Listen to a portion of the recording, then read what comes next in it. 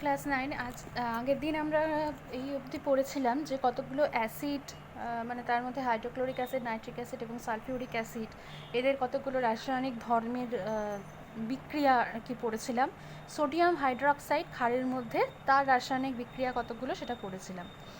আজকে আমরা একটু অন্য দিকটা একটু আলোচনা করব। আমরা আবার এদিকে আসছি, আমরা ওই চ্যাপ্টারেরই আর একটা জায়গা আমাকে পড়তে হবে, সেটা হচ্ছে অক্সাইড সমূহ, অক্সাইড।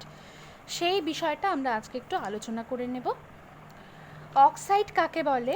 আমরা অক্সাইড কথাটা থেকেই বুঝতে পারছো। দেখো, অক্সিজেন এবং অন্য কোনো মৌলের সমন্বয় উৎপন্ন যে দ্বিমৌল যৌগ। দ্বিযৌগ মানে কি, বা দ্বিমৌল যৌগ বলতে আমরা কী বুঝি, মানে দুটো মৌল দ্বারা উৎপন্ন একটা যৌগ, যার মধ্যে একটা উপাদান অবশ্যই অক্সিজেন হবে এবং অন্য উপাদানটা অন্য যে কোনো ধাতু বা অধাতু যা হোক হতে পারে। ঠিক আছে, তাহলে অক্সিজেনের একটা দ্বিমৌল যৌগ, সেটাকেই আমরা বলছি অক্সাইড। এখানে অক্সিজেনের সঙ্গে অন্য কোনো মৌলের সংযোগে এই অক্সাইডগুলো গঠিত হচ্ছে। এরকম উদাহরণ কি হতে পারে? আমাদের খুব পরিচিত যেটা কার্বন ডাই অক্সাইড, ঠিক আছে, sulphur die oxide, calcium oxide, এগুলো সবই দেখো অক্সাইডের উদাহরণ। এখানে কার্বন আর অক্সিজেনের সমন্বয়ে কার্বন ডাই অক্সাইড গঠিত হয়েছে, সালফার আর অক্সিজেনের সমন্বয়ে সালফার ডাই অক্সাইড, ক্যালসিয়াম আর অক্সিজেনের সমন্বয়ে দেখো ক্যালসিয়াম অক্সাইড গঠিত হয়েছে। তাহলে এই প্রত্যেকটা হচ্ছে কি কোনো মৌল এবং অক্সিজেনের সমন্বয়ে গঠিত একটা দ্বিমৌল যৌগ। এবার দেখো, এই যে অক্সাইডগুলোকে আমরা তাদের যে অ্যাসিড এবং ক্ষারের সঙ্গে বিক্রিয়ার যে প্রকৃতি, সেই অনুযায়ী প্রকৃতি অনুযায়ী আমরা এই অক্সাইডগুলোকে কয়েকটা ভাগে ভাগ করতে পারি। কি কি ভাগে আমরা ভাগ করতে পারি? দেখো, অক্সাইডগুলোকে আমরা ভাগ করতে পারি, আমি এইগুলো কিন্তু অক্সাইডের কতগুলো উদাহরণ বললাম, ঠিক আছে, এইগুলো হচ্ছে কতগুলো অক্সাইডের উদাহরণ।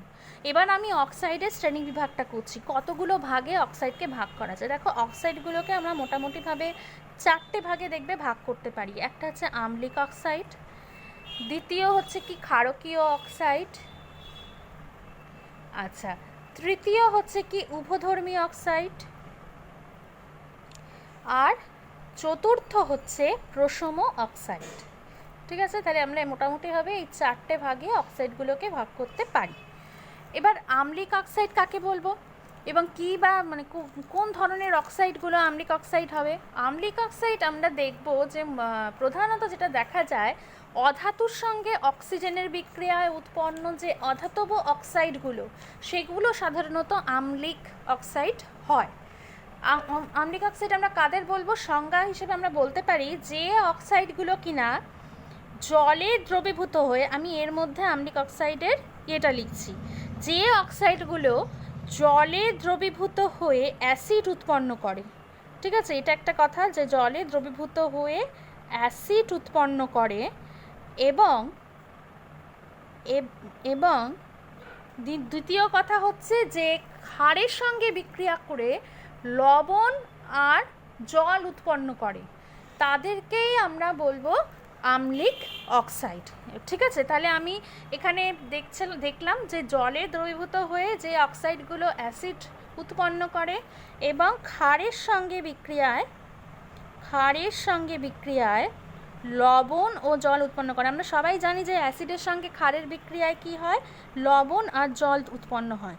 এবার এই অক্সাইডের দেখো নামের মধ্যেই আছে আম্লিক অক্সাইড কথাটা, তাহলে এও কিন্তু ক্ষারের সঙ্গে বিক্রিয়ায় কি করবে, লবণ ও জল উৎপন্ন করবে। হলো, তাহলে এই ধরনের অক্সাইডগুলোকে আমরা বলবো আম্লিক অক্সাইড। প্রধানত আমি বললাম যে অধাতব অক্সাইডগুলো আম্লিক অক্সাইড হতে পারে। এবার এর উদাহরণ কি হতে পারে? দেখো, কার্বন ডাই অক্সাইড, ঠিক আছে, CO2, আচ্ছা, সালফার ডাই অক্সাইড মানে SO2, ঠিক আছে, তারপর হতে পারে ধরো সালফার ট্রাই অক্সাইড SO3, এটা হতে পারে। এইগুলো হচ্ছে সমস্তকে আম্লিক অক্সাইড। এবার কীভাবে আমরা এদেরকে আম্লিক অক্সাইড বলছি? দেখো, কার্বন ডাই অক্সাইডের ব্যাপারটাই দেখো, কার্বন ডাই অক্সাইড যেমন জলের মধ্যে দ্রবীভূত হয়ে তৈরি করে ফেলে অ্যাসিড। কি করে? দেখো, কার্বন ডাই অক্সাইডের সঙ্গে H2O, CO2 প্লাস H2O উৎপন্ন করে ফেলছে H2CO3। এই যে অ্যাসিডটা তৈরি হলো, এটার নাম হচ্ছে কিনা কার্বনিক অ্যাসিড। কার্বনিক অ্যাসিড, তার মানে কার্বন ডাই অক্সাইড জলে দ্রবীভূত হয়ে তৈরি করে ফেললো কার্বনিক অ্যাসিড। ঠিক আছে, আচ্ছা, সালফার ডাই অক্সাইড যেরকম, সেটা কিন্তু জলে দ্রবীভূত হয়ে তৈরি করে ফেলবে হচ্ছে H2SO3, মানে সালফিউরাস অ্যাসিড।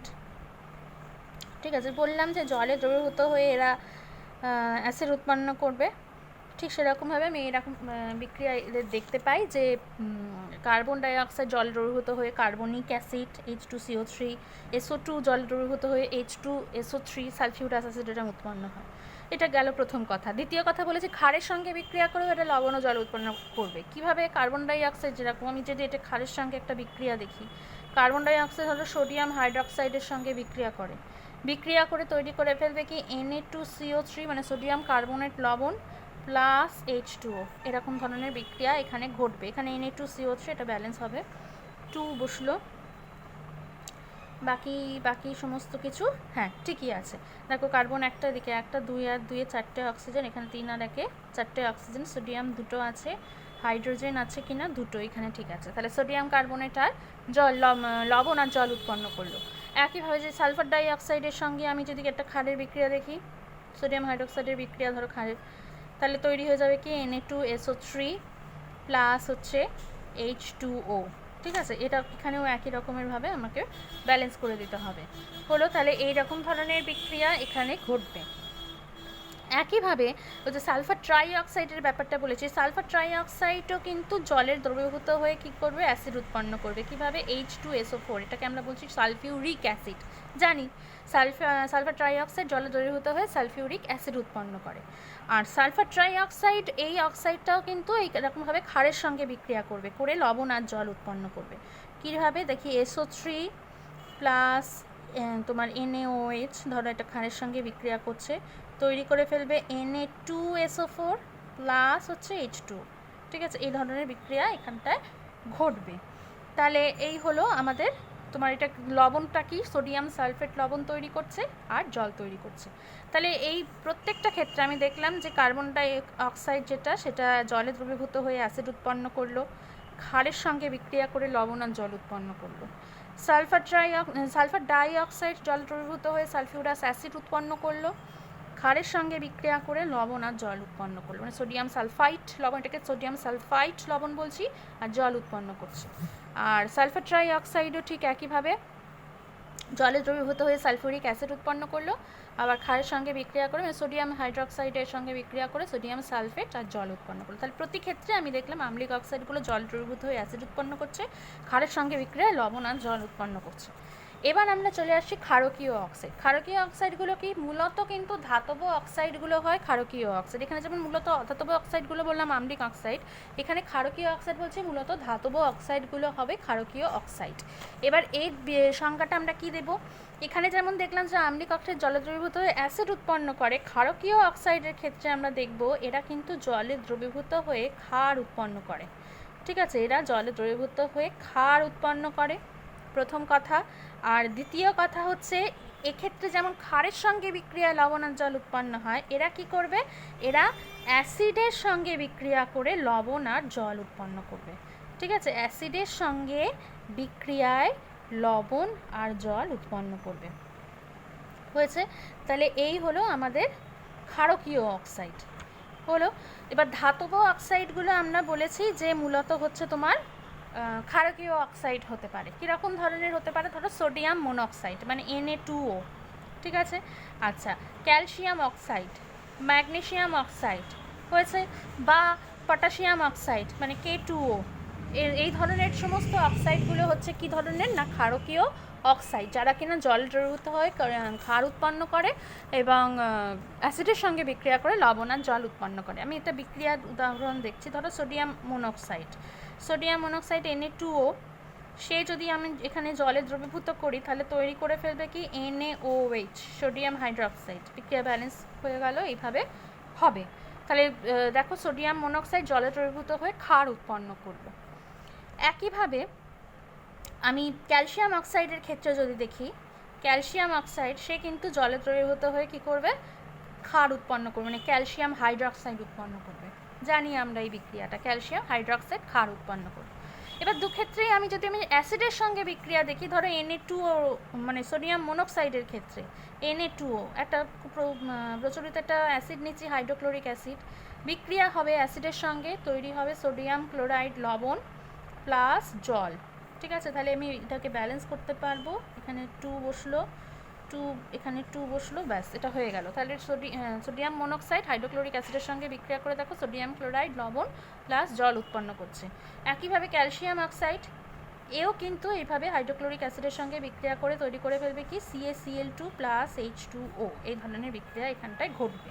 তাহলে এখানেও আমরা ক্যালসিয়াম ক্লোরাইড লবণ আর জল উৎপন্ন হতে দেখছি, অর্থাৎ ক্ষারকীয় অক্সাইডগুলো কিন্তু দেখা যাচ্ছে যে জলে দ্রবীভূত হয়ে এরা ক্ষার উৎপন্ন করছে এবং অ্যাসিডের সঙ্গে বিক্রিয়া করে এটা তৈরি করছে কি লবণ আর জল।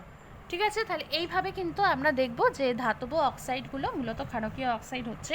যদিও ব্যতিক্রম আছে একটা, যে আমরা দুটো অক্সাইড জানবো, Mn2O7 মানে ম্যাঙ্গানিজ হেপ্টক্সাইড এটাকে বলে। দেখো Mn2O7 7টা অক্সিজেন পরমাণু আছে, দুটো ম্যাঙ্গানিজ পরমাণুর সঙ্গে যুক্ত, তার মানে ম্যাঙ্গানিজ হেপ্টক্সাইড।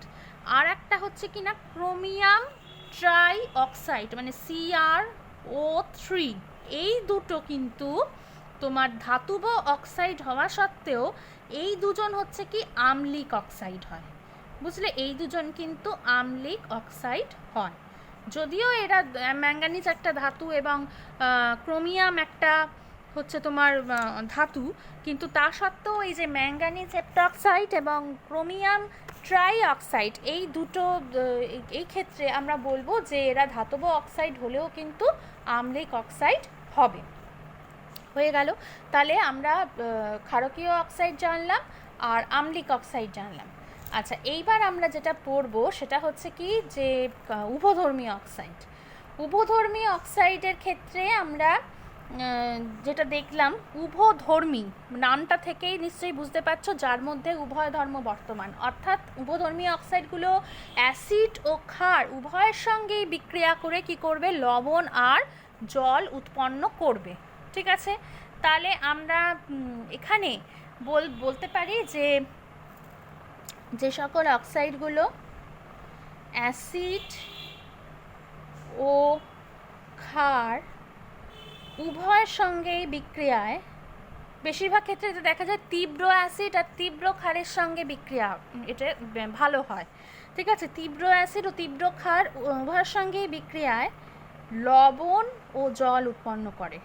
ঠিক আছে, লবণ ও জল উৎপন্ন করে, তাদেরকে আমরা বলবো কি উভধর্মী অক্সাইড। এই ধরনের অক্সাইডের এবার আমরা উদাহরণ দেখব। এটা তো হয়ে গেল তোমার ক্ষারকীয় অক্সাইড হয়ে গেল। এবার আচ্ছা, উভধর্মী অক্সাইডের ক্ষেত্রে আমরা এবার একটা উদাহরণ দেখব।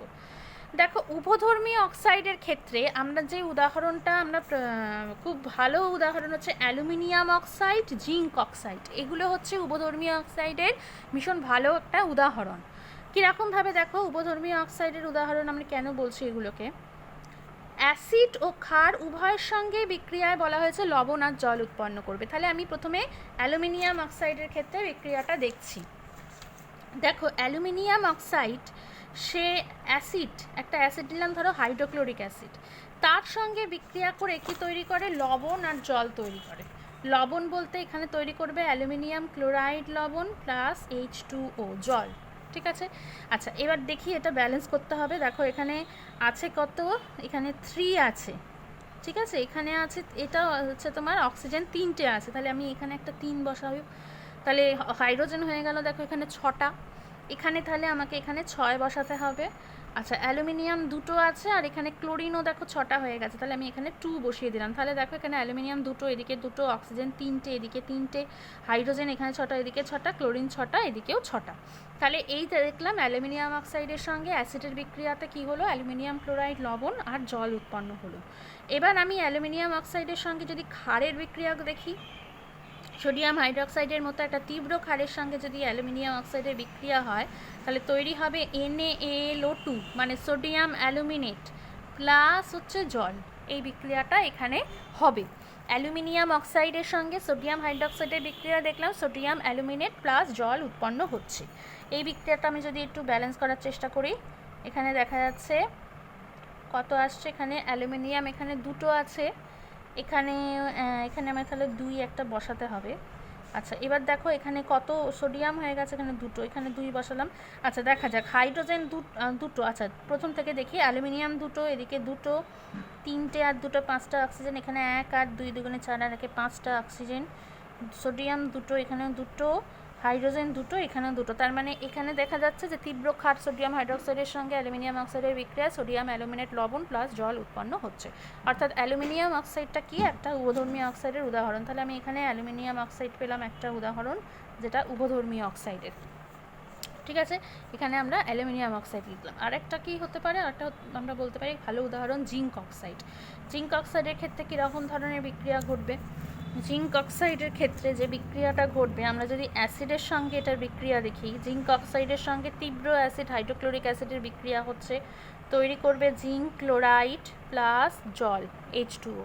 তাহলে এখানে আমরা ব্যালেন্স করে দিচ্ছি, এখানে দেখো 2 এখানে বসলো। তাহলে আমরা এখানে দেখছি যে জিঙ্ক অক্সাইডের সঙ্গে তীব্র অ্যাসিড হাইড্রোক্লোরিক অ্যাসিডের বিক্রিয়া হচ্ছে এবং তৈরি হচ্ছে জিঙ্ক ক্লোরাইড লবণ আর জল।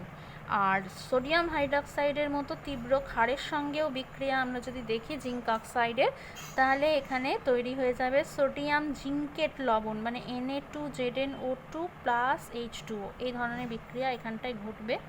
এখানে একটা 2 বসলো, দেখা যাক এটা হয়েছে কিনা। জিঙ্ক একটা, এদিকে একটা, দুটো সোডিয়াম, এদিকে দুটো সোডিয়াম, অক্সিজেন এদিকে 2 আর 1 3টে, এখানে 2 আর 1 3টে, আর এখানে হচ্ছে তোমার হাইড্রোজেন দুটো আছে, এখানেও দুটো আছে। তার মানে এটা হয়ে গেল।